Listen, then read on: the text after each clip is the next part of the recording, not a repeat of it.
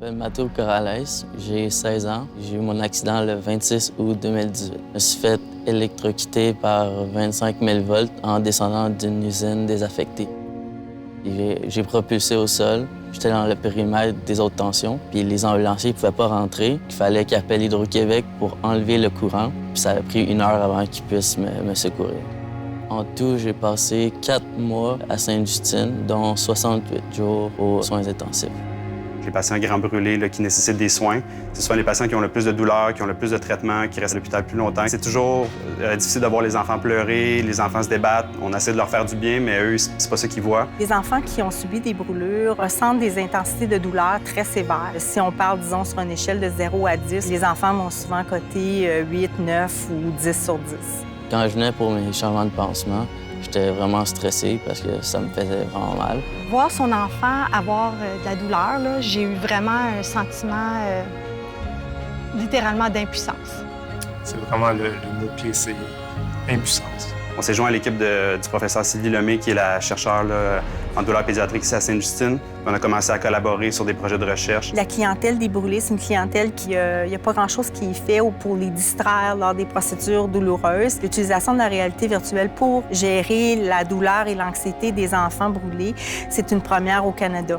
Donc, on a essayé de voir comment, avec l'utilisation des jeux vidéo, qui sont un médium très puissant, puis la réalité virtuelle qui est encore plus puissante pour délivrer ce médium-là.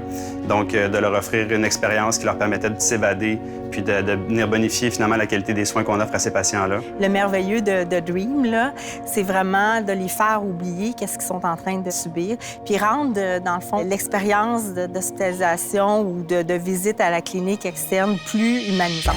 Pour l'instant, le prototype qu'on utilise dans le projet Dream, ça s'appelle le Dreamland. C'est vraiment un environnement fantastique. C'est des îles flottantes avec des nuages puis de la végétation, des petites maisons. Les bénéfices du projet Dream, c'était vraiment une diminution de la douleur, diminution de l'anxiété, puis diminution aussi de la mémoire liée à l'anxiété. Le coût de développement actuellement du prototype, c'est au-dessus de 100 000 pour en arriver au prototype qu'on a utilisé dans les études cliniques. Puis on s'attend à ce que ça nous en coûte au moins 100 000 à 150 000 pour finaliser le prototype pour en faire une version qui est facilement utilisable pour les unités de soins. On travaille beaucoup sur l'expérience de l'utilisateur, la facilité d'utilisation pour le personnel soignant. Il y a beaucoup d'interfaces à mettre en place pour s'assurer que ça soit facile à utiliser.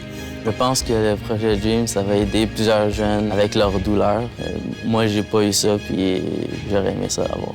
J'aurais vraiment aimé que Matteo en bénéficie. Il a vécu beaucoup de douleurs. Puis s'il y a quelque chose qui peut l'aider, je vous encourage vraiment à donner à ce projet-là pour que les enfants aient moins de douleurs. On est très emballés par le projet Dream. Donc, on espère pouvoir recueillir les fonds pour que le projet de recherche puisse se faire, puis qu'éventuellement, on puisse implanter la technologie avec les grands brûlés pour un usage quotidien.